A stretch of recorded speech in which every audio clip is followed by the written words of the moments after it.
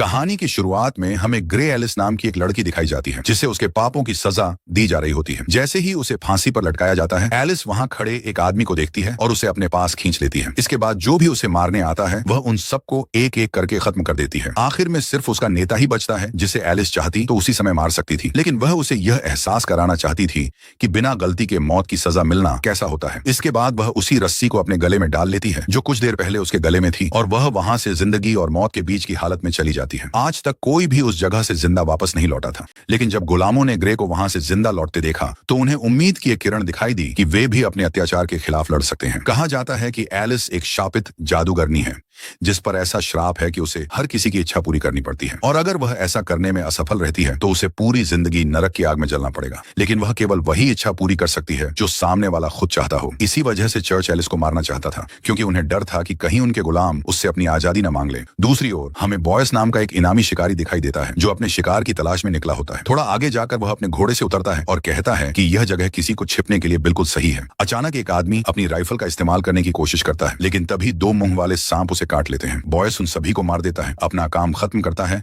और अपने पालतू सांपों के साथ वहां से चला जाता है। इसके बाद हम एलिस को देखते हैं जो एक बूढ़ी औरत से मिलने जाती है। वह औरत उसकी बेटी थी जिसे उसने सालों पहले गोद लिया था। चूंकि एलिस एक जादूगरनी थी, इसीलिए समय का उस पर कोई असर नहीं हुआ और वह हमेशा जवान ही रही, लेकिन उसकी बेटी अब बूढ़ी हो चुकी थी। कुछ देर बाद एक रानी अपने सैनिकों के साथ उससे मिलने आती है। ग्रे उससे पूछती है कि उसे हमारे जैसे किसी के पास आने की क्या जरूरत पड़ी। रानी मेलान जो से अकेले में बात करना चाहती थी, इसलिए उसने सभी को बाहर जाने के लिए कह दिया। सबके जाने के बाद उसने ग्रे से कहा कि उसे रूप बदलने की शक्ति चाहिए। तब ग्रे ने उससे कहा कि उसे उसके पास अकेले नहीं आना चाहिए था, वह जो चाहे कर सकता है। वह एक शक्तिशाली राक्षस बनना चाहता था। इसके बदले में उसने ग्रे को बहुत सारे सोने के सिक्के दिए। ग्रे इतनी नशे में थी कि वह किसी की भी इच्छा को मना नहीं कर सकती थी, इसीलिए उसने उसकी बात मान ली और कहा, तुम्हारी इच्छा पूरी की जाएगी। रानी के जाने के बाद उसकी सेना का कप्तान चुपके से ग्रे से मिलने आया। उसने कहा, मैंने सुना है कि तुम हर किसी की इच्छा पूरी कर सकती हो। मेरी भी एक इच्छा है, क्या तुम उसे पूरा करोगी? यह कहकर उसने अपनी कीमती घड़ी ग्रे के हाथ में रख दी और बोला, मुझे नहीं पता कि रानी ने तुमसे क्या मांगा है, लेकिन मैं चाहता हूं कि मैं कभी उससे उस रूप में न मिलूं जिसके लिए वह तुम्हारे पास आई है। ग्रे यह जानना चाहती थी कि उसका सबसे वफादार सैनिक अचानक गद्दार कैसे बन गया, लेकिन जायरस ने कहा कि वह गद्दार नहीं है, वह यह सब रानी को आने वाले खतरे से बचाने के लिए कर रहा है। ग्रे उसे भी मना नहीं कर सकी, इसलिए उसने उसकी इच्छा भी स्वीकार कर ली। उनकी इच्छाओं को पूरा करने के लिए सबसे पहले उसने एक रूप बदलने वाले शेप शिफ्टर को ढूंढना शुरू किया। लॉस्ट लैंड्स में उसे कुछ डरे हुए शिकारी दिखाई दिए जो एक गुफा में किसी अज्ञात चीज को मारने की कोशिश कर रहे थे। वह वही राक्षस था जिसे रानी ढूंढ रही थी, लेकिन वहां तक पहुंचना इतना आसान नहीं था। इसके बाद हम राजा को देखते हैं जो किसी अज्ञात बीमारी के कारण धीरे धीरे मौत के मुंह में जा रहा था। रानी उससे नफरत करती थी और सत्ता पर कब्जा करने की उसकी चाहत ने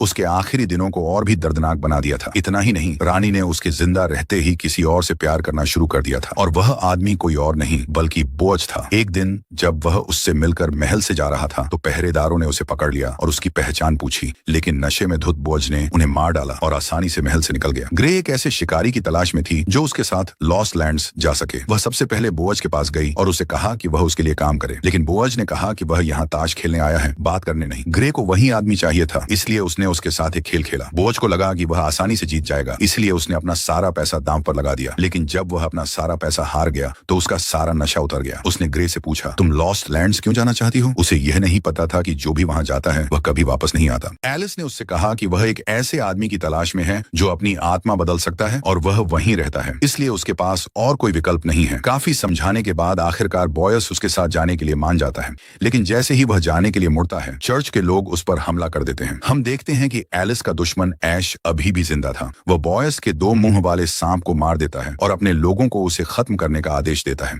किसी तरह वे दोनों वहां से बच निकलते हैं, लेकिन अपने पालतू सांप की मौत से बॉयस बहुत गुस्से में था। दूसरी ओर हम चर्च के पादरी को देखते हैं जो गुलामों को संदेश देता है कि यही चर्च शहर में शांति बनाए रखता है और लोगों की रक्षा करता है। हम भगवान के दूत हैं और हमारा काम है उन लोगों को डराना जो भगवान पर विश्वास नहीं करते और पाप करते हैं। जो कोई भी चर्च के नियमों को मानने से इनकार करेगा उसे मौत की सजा दी जाएगी। कुछ देर बाद ऐश वहां आता है। पादरी उससे कहता है कि उस जादूगरनी की वजह से लोगों में हिम्मत आ रही है, अब वे उनसे डरते नहीं हैं। जो भी कभी हमारे खिलाफ जाएगा वह अपना विश्वास बदल सकता है। उसने उस दिन तुम्हें जिंदा छोड़ दिया और पूरे चर्च को सबके सामने शर्मिंदा किया, इसलिए उसे किसी भी हालत में जिंदा नहीं छोड़ा जाना चाहिए। दूसरी ओर हम बॉयस को देखते हैं जो अपने लिए एक नया सांप ढूंढ रहा था। उसे अपना पसंदीदा सांप तो नहीं मिला, लेकिन ग्रे ने उसकी खराब बंदूक ठीक कर दी। अगले दिन की यात्रा के लिए उसे आराम की जरूरत थी, इसलिए वह सोने चला जाता है। रात देर में जब ग्रे जागती है तो उसे पता चलता है कि बॉयस ने उसे एक जंगली जानवर से बचाया था। वह कहती है, अगर तुम मर गए तो मुझे नुकसान होगा, इसलिए मैं तुम्हारा ध्यान रखूंगी, ठीक है? मैं तुम्हें मरने नहीं दूंगी। अगले दिन वे दोनों एक ट्रेडिंग पोस्ट पर पहुंचते हैं जहां बॉयस के पुराने दोस्त रहते थे। उन्होंने उनका खुले दिल से स्वागत किया और उस रात वे वहीं रुकने वाले थे। बॉयस कहता है कि हमें आगे जाने के लिए ट्रेन पकड़नी होगी, लेकिन वहां बहुत खतरा है। तभी उसकी दोस्त मारा वहां आती है और उसे अपने साथ चलने के लिए कहती है। वह पूछती है, तुम्हारे सफर में ये लड़की कौन है? क्या तुम उसे पसंद करते हो? बॉयस कहता है, नहीं, मैं बस उसके लिए काम करता हूँ। वह किसी खास चीज की तलाश में है जो बहुत खतरनाक है। अगली सुबह वह अपने दोस्त से विदा लेता है और दोनों फिर से अपनी यात्रा पर निकल पड़ते हैं। दूसरी ओर ऐश अब भी उनका पीछा कर रहा था। जब रानी को पता चला कि चर्च ने जादूगरनी को मारने के लिए अपने लोगों को भेजा है तो उसने पूछा, तुमने किससे कहा था उसे भेजने के लिए? हमें यहाँ उन लोगों की जरूरत है। लोग धीरे धीरे हमारे नियंत्रण से बाहर हो रहे हैं। ये सुनकर पादरी समझ गया कि उसने जरूर जादूगरनी से कोई इच्छा मांगी होगी, लेकिन वह राजा के जिंदा रहते कुछ कह नहीं सकता था। उसने मेलान से कहा कि शहर में यह अफवाह है कि अब इस साम्राज्य का कोई वारिस नहीं बचा है। बाहर के लोग सोचते हैं कि अब इस साम्राज्य पर कोई दावा करने वाला नहीं है, लेकिन रानी ने तुरंत इस बात को नकारते हुए कहा कि ऐसा नहीं है। राजा के वंश का एक व्यक्ति अभी भी जिंदा है और वही अगला राजा बनेगा। इसके बाद पादरी अपनी मौत से पहले जादूगरनी से यह इच्छा करता है कि उसे जल्द से जल्द मार दिया जाए ताकि रानी की इच्छा कभी पूरी न हो सके। उधर ऐश जल्द ही उस ट्रेडिंग पोस्ट पर पहुंच जाता है और वह वहां के आदमी से उस लड़के का पता पूछता है। सब कुछ जानने के बाद वह उसे जला देता है, मार डालता है और जानकारी लेकर वहां से निकल जाता है। दूसरी तरफ बॉयस और ग्रे वैली के दूसरे छोर पर जाने के लिए उसके दोस्त साइरस के पास पहुंचते हैं, जो एक चांदी के सिक्के के बदले लोगों को उस पार ले जाया करता था। वहां सन्नाटा देखकर बॉयस ने साइरस को आवाज दी, लेकिन सामने से कोई जवाब नहीं आया। अंदर जाकर उसने देखा कि साइरस की लाश रस्सी से झूल रही थी। ग्रे तुरंत समझ जाती है कि उनसे पहले यहाँ कोई आ चुका है। इससे पहले कि वे खतरे को पूरी तरह समझ पाते, ऐश के लोग उन्हें चारों तरफ से घेर लेते हैं। इस बार सबकी आंखों पर चश्मे थे, जिसकी वजह से ग्रे उन पर अपना जादू इस्तेमाल नहीं कर पा रही थी। बॉयस से कहा गया, उसे हमारे हवाले कर दो, उस पर अच्छा इनाम है। लेकिन बॉयस अपने उसूलों पर अड़ा रहा। उसने कहा, मैंने पहले ही उससे पैसे ले लिए हैं, तो फिलहाल मैं उसी के लिए काम कर रहा हूँ, इसलिए अफसोस मैं ऐसा नहीं कर सकता। ऐश को पता था कि ऐसा ही होगा, इसलिए उसने अपनी दूसरी चाल चली। बॉयस ने देखा कि उसका पुराना दोस्त उनके कब्जे में था। उन्होंने उसे बहुत बुरी तरह यातना दी थी। ऐश उसके सामने ही उस आदमी को मार देता है, जिसके बाद बॉयस गुस्से से भर जाता है और अकेले ही उनसे भिड़ जाता है। वह ऐश पर एक के बाद एक कई गोलियां चलाता है। वे रस्सी से बने पुल को पार करने की कोशिश कर रहे थे, लेकिन पीछे से ऐश के लोग उनका पीछा कर रहे थे। किसी तरह लड़ते हुए जब वे दूसरे छोर के पास पहुंचने वाले थे, तभी ऐश ने अपने लोगों से रस्सी काटने को कहा। जैसे ही रस्सी टूटी, उनका वाहन सीधा जाकर दूसरी पहाड़ी से टकरा गया। ग्रे तुरंत ऊपर चढ़ गई, लेकिन बॉयस नीचे ही फंसा रह गया। उसने उसकी मदद के लिए हाथ बढ़ाया, तभी ऐश ने उसे जिंदा देखकर कहा और उसने पहाड़ी की दूसरी तरफ से बॉयस की पीठ पर गोली चला दी। उससे पहले कि दूसरी गोली उसे मार पाती, ग्रे ने अपने स्नाइपर से निशाना लगाकर ऐश को कुछ देर के लिए भटका दिया। बॉयस ने पूछा, तुमने दूसरी गोली क्यों नहीं चलाई? इस पर ग्रे ने कहा, मैंने पूरी कोशिश की, लेकिन तुम्हारी किस्मत अच्छी थी कि तुम बच गए। इसके बाद ग्रे ने बॉयस के शरीर से गोली निकाल दी। दर्द की वजह से बॉयस कुछ देर के लिए बेहोश हो गया, लेकिन जब उसे होश आया तो उसने देखा कि ग्रे ने उसके घाव को ठीक कर दिया था। दूसरी ओर वहां अब कोई नहीं था।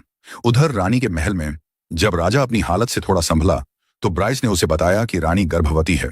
उसने राजा को सच्चाई बताई कि यह बच्चा उसका नहीं है, बल्कि मारा और बॉयस का है, और वह सबको यह कहकर उसे नया राजा बनाएगी कि यह तुम्हारा ही बच्चा है। सच्चाई बताने के बाद रानी ने उसे मार डाला और इस बच्चे का राज भी उसके साथ ही दफन हो गया। इधर बॉयस और ग्रे सुरक्षित रास्ते से जाने की कोशिश कर रहे थे, तभी उन्हें ट्रेन की आवाज सुनाई दी। इसका मतलब था कि ऐश उनके बहुत करीब पहुंच चुका है। जल्दी पहुंचने के लिए उन्हें मजबूरन एक शॉर्टकट लेना पड़ा, लेकिन आगे का रास्ता उनके लिए खतरनाक था। वे दोनों एक खंडहर पड़े टावर में पहुंच गए। बॉयस ने तुरंत ग्रे को एक घेरे में खड़े होने को कहा और उसके चारों ओर काफी सारा तेल फैला दिया। रात होते ही अचानक उस टावर की लाइट जल उठी और तब पता चला कि वहां राक्षस रहते हैं। उन्होंने एक साथ उन पर हमला कर दिया, लेकिन उनके चारों तरफ जलती हुई आग ने उन्हें सुरक्षित रखा। कुछ राक्षसों ने उन तक पहुंचने के लिए एक छोटा पुल बना लिया, लेकिन तभी एक बैरल में विस्फोट हुआ और वे सब दूर जाकर गिर पड़े। उनका नेता ऊपर खड़ा होकर उन्हें देख रहा था। वह सीधे उस घेरे में कूद पड़ा और ग्रे का गला पकड़ लिया। उसने कहा, तुम्हें यहां नहीं आना चाहिए था, अब इसके अंजाम के लिए तैयार हो जाओ। वह उसे मारने ही वाला था, तभी ग्रे ने उसकी आंखों में वार किया और उसे अपनी पकड़ में ले लिया। सारे राक्षस जलकर राख हो गए, लेकिन ग्रे भी बहुत कमजोर हो चुकी थी। बॉयस ने कहा, उन्होंने तुम्हारा नाम लिया, वे तुम्हें जानते हैं। ग्रे ने बताया कि ये लोग उसकी वजह से ही राक्षस बने हैं। कई साल पहले उन्होंने उससे खजाने की इच्छा मांगी थी, और जब वे यहां पहुंचे तो उन्होंने उस श्रापित खजाने को छू लिया, और तभी उनका यह हाल हो गया। दूसरी ओर पादरी सबको बताता है कि राजा अब इस दुनिया में नहीं रहा, अब उसके आने वाले वंश को ही इस राज्य पर अधिकार है। यह कहते हुए उसकी आंखों से खून के आंसू बह रहे थे, लेकिन उसने रानी को सामने नहीं आने दिया। सबको नए राजा के सामने झुकने के लिए कहा गया और जो नहीं झुका उसे मार दिया गया। गुस्से में पादरी बोला, आज एक सड़क का आवारा मुझे मारने की बात कर रहा है। एक बार वह जादूगरनी मेरे हाथ लग जाए तो मैं उसे अपने हाथों से फांसी दूंगा। इधर बॉयस और ग्रे अपनी मंजिल के बहुत करीब पहुंच चुके थे। ग्रे ने कहा, अब तुम यहां से लौट सकते हो, आगे का रास्ता तुम्हारे लिए सही नहीं है। उस राक्षस को पकड़ते हुए तुम मर सकते हो। बॉयस को पता चल गया था कि वह एक पापी है, इसीलिए उसे रानी की इच्छा पूरी करनी ही पड़ेगी। वह चाहता तो वापस लौट सकता था, लेकिन उसने ऐसा नहीं किया और उसके साथ आगे बढ़ता रहा। उधर महल में रानी अपनी जीत से खुश थी। वह जायरस के साथ अपनी जीत का जश्न मना रही थी। उसने कहा, तुम्हें पादरी को मारना होगा, वह हमारे रास्ते का कांटा बनता जा रहा है। जायरस ने उसकी बात मानी और पादरी को बेरहमी से मार डाला। इसी बीच लॉस्ट लैंड्स के किसी अनजान किनारे पर बॉयस और ग्रे एक सुरंग से आगे बढ़ रहे थे। भीड़ से उन्हें पता चला कि ऐश अब उनके बहुत करीब पहुंच चुका है। जैसे ही उनकी ट्रेन सुरंग में पहुंची, ऐश ने ग्रे को डरी हुई भीड़ के बीच खड़ा देखा। उसे पकड़ने के लिए उसने अपने लोगों को ट्रेन की रफ्तार बढ़ाने का आदेश दिया, लेकिन उसे नहीं पता था कि यह सब बॉयस की एक चाल थी। जैसे ही ट्रेन सुरंग से बाहर आई, ऐश ने देखा कि आगे की पटरी टूटी हुई है। उसकी ट्रेन सीधे घाटी में गिर गई और उसमें सवार सभी लोग मारे गए। अब रात करीब थी, इसलिए ग्रे ने बिना समय गंवाए आगे बढ़ने का फैसला किया। आखिरकार ग्रे अपनी मंजिल तक पहुंच गई। वहां उसने वही गुफा देखी जो उसने अपने सपनों में देखी थी। चारों तरफ उन लोगों की कब्रें थीं जिन्होंने उस राक्षस को मारने की कोशिश की थी। बॉयस ने कहा, अभी भी देर नहीं हुई है, तुम यहां से वापस चली जाओ। जब उसने उसे चांदी का कपड़ा निकालते देखा तो बोला, चारों तरफ देखो, चांदी उसकी कमजोरी है, लेकिन उसे मारने के लिए यह काफी नहीं है। चांद निकलने ही वाला था, तभी बारिश शुरू हो गई। ग्रे ने कहा, लगता है उसके आने का समय हो गया है। तभी पता चलता है कि वह राक्षस कोई और नहीं बल्कि खुद बॉयस है। वह कहता है, तुमने क्या सोचा? मुझे कुछ पता नहीं, मैंने तुम पर भरोसा किया था। मुझे लगा तुम सच बताओगी, लेकिन देखो तुमने क्या किया। तुम मुझे यहां लाई ताकि मुझे मार सको। इस दौरान बॉयस धीरे धीरे राक्षस में बदलने लगता है। वह खुद पर काबू खो देता है और ग्रे पर हमला कर देता है। लेकिन ग्रे कोई आम इंसान नहीं थी। वह उसकी आंखों पर वार करती है और उसे गहराई में गिरा देती है। कई कौवे उसे घेर लेते हैं और जैसे ही वह उन पर हमला करता है, वे गायब हो जाते हैं। सामने खड़ी ग्रे उसे बार बार चोट पहुंचाती है। उसकी ताकत भी ग्रे के छल के सामने बेकार हो जाती है। जल्द ही बादलों ने चांद को ढक लिया, जिससे बॉयस फिर से इंसानी रूप में लौट आया। उसकी ताकत छीनने के लिए उसका राक्षस बनना जरूरी था, इसलिए ग्रे ने बादलों के हटने का इंतजार किया। बॉयस को पता चलता है कि ग्रे ने उसके शरीर में चांदी का सिक्का डाल दिया है, जो उसके लिए जहर की तरह काम कर रहा है। जैसे ही ग्रे उसे मारने के लिए आगे बढ़ती है, बॉयस उसे रोककर कहता है, तुम सबकी इच्छाएं पूरी करती हो, मेरी भी एक इच्छा है। वह कहता है, मैं तुम्हारे साथ जीना चाहता हूं, मैं जीना चाहता हूं। यह सुनकर ग्रे की आंखों में आंसू आ जाते हैं। वह कहती है, हाँ, मैं सबकी इच्छाएं पूरी करती हूँ, लेकिन उसके लिए कीमत चुकानी पड़ती है। इस दुनिया में हर चीज का एक दूसरा पहलू होता है। बताओ, तुम मुझे इसके बदले क्या दे सकते हो? बॉयस ने कहा, सब कुछ, जो तुम चाहो। जैसे ही चांद की रोशनी बॉयस पर पड़ी, वह फिर से राक्षस में बदलने लगा, लेकिन उससे पहले ही ग्रे ने उसे मार दिया, उसकी खाल निकाल ली और वहां से चली गई। जब वह वापस लौटी तो सभी गुलाम खुशी से दौड़ पड़े।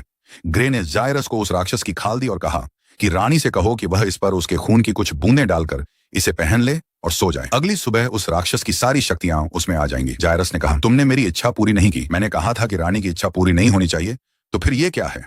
ग्रे ने जवाब दिया, मैं अभी जिंदा हूं क्योंकि तुम्हारी इच्छा पूरी हो चुकी है। तुम रानी को चाहते थे, इसलिए तुम उस आदमी को रास्ते से हटाना चाहते थे जिससे वह प्यार करती थी। वह अब मर चुका है और यही उसका अंजाम है। जब रानी को पता चला कि जादू के कारण बॉयस मर गया तो वह रोने लगी। बॉयस उसके बच्चे का पिता था, जिसके साथ उसने अपनी पूरी जिंदगी के सपने देखे थे। जायरस उसे समझाने की कोशिश करता है कि वह एक राक्षस था। देखो, उसने तुम्हें क्या बना दिया है। यह सुनकर रानी गुस्से में आकर उसे मार देती है। जिस ताकत के लिए उसने यह सब किया था, आखिर में वह अपने लालच को छोड़ देती है। उस राक्षस को वहीं छोड़कर वहां से चली जाती है। जैसे ही ग्रे महल से बाहर निकलती है, हजारों गुलाम महल में घुस जाते हैं। वे राजा के सैनिकों को मार देते हैं और सत्ता अपने हाथ में ले लेते हैं। अगले दिन जैसे ही सूरज निकलता है, उसकी रोशनी उस राक्षस पर पड़ती है और वह जलकर राख हो जाता है। उसकी चिंगारियां उड़कर बॉयस की कब्र तक जाती हैं और उसे फिर से जिंदा कर देती हैं। इस तरह ग्रे ने सबकी इच्छाएं पूरी कर दी। हर किसी को वह मिला जो वह चाहता था, लेकिन हर इच्छा की एक भारी कीमत चुकानी पड़ी। बॉयस ग्रे से अपने साथ हुए धोखे का बदला लेना चाहता था। उसने उसे ढूंढा और मारने की कोशिश की, लेकिन जल्द ही उसे समझ आ गया कि इस नरक जैसी दुनिया में जिंदा रहने के लिए उन्हें एक दूसरे की जरूरत है। नफरत के बावजूद उन्होंने साथ काम करने का फैसला किया। अंत में हम देखते हैं कि वे दोनों लॉस्ट लैंड्स की सबसे खतरनाक जगहों की ओर एक साथ जा रहे हैं और इसी के साथ यह कहानी यहीं खत्म होती है। उम्मीद है आपको यह कहानी पसंद आई होगी। धन्यवाद देखने के लिए। फिर मिलेंगे अगली वीडियो में।